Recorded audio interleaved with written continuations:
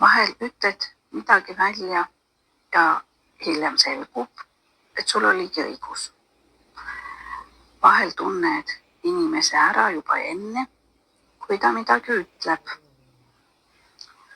Ja vahel tekib sul lihtsalt üks mõte, mille kohta sa ei oska öelda, kus see tuli. Oled kanalil Saladused kätes ja mina olen Merle. Tere tulemast kuulama ja vaatama. Kas see on lihtsalt juhus?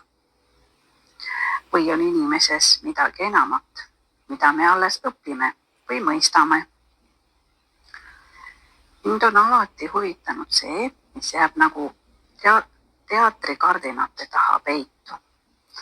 Mitte selleks, et kõike uskuda, vaid selleks, et uurida. Miks on inimesed tuhandeid aastaid püüdnud mõista iseennast? Nad on uurinud tähti, nad on uurinud numbreid, nad on uurinud unenägusid ja nad nagu uurinud inimese käsi ehk inimese jooni kätes.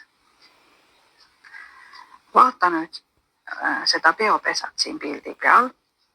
Kas märkad seda joont, mis liigub üle peopesa ja hakkab tasapisi allapoole langema? Nii, seda nimetatakse peajooneks. Räägitakse, et peajoon ei näita seda, kui tark inimene sa oled. See räägib hoopis sellest, kuidas inimene mõtleb, kuidas ta näiteks maailma tajub ja kuidas ta otsuseid teeb. Seda joont vaadates ei lähe see joon sirgelt, ta langeb rahulikult allapoole. Sellise peajoonega inimesed ei näe ainult seda, mis on silmaga nähtav. Neid huvitab sageli see, mis jääb pinna alla. Need inimesed tahavad aru saada, miks teised inimesed käituvad just nii, nagu nad käituvad.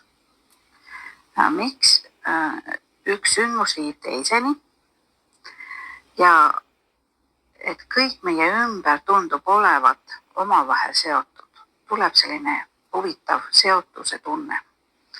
Sageli on neil tugev kujutlusvõime, hea sisetunne ja nad märkavad pisiasju, millest teised lihtsalt mööda vaatavad. Aga sellega kaasneb ka üks väljakutse. Vahel võivad nad liiga palju mõelda, näiteks üle mõelda. Nad analüüsivad, otsivad vastuseid ja vahel otsivad neid nii kaua, kuni leiavad hoopis uue küsimuse. Ja võib-olla ei olegi see halb, sest kõik suured avastused on alanud ühest küsimusest. Mind huvitab üks asi. Miks on inimesed juba tuhandeid aastaid just seda joont uurinud? Kas see on lihtsalt nahavõit? Või on inimesed põlvest põlve märganud midagi, mis pannud neid seda edasi uurima? Ma ei ütle, et see peab pimesi, et sa peaksid seda nagu pimesi uskuma, mida ma räägin. Aga ma arvan, et selle üle tasub mõelda. Nii, paneme selle aparaadi kinni siit hetkeks. Nii, võib-olla ei räägi käed meile tulevikust, võib-olla räägivad nad hoopis meist endist. Äkki ongi kõige suurem saladus mitte see, mis on meie peopesal, vaid see, mida me enda kohta avastame, kui hakkame neid jooni uurima. Vaata nüüd oma peopesa peale.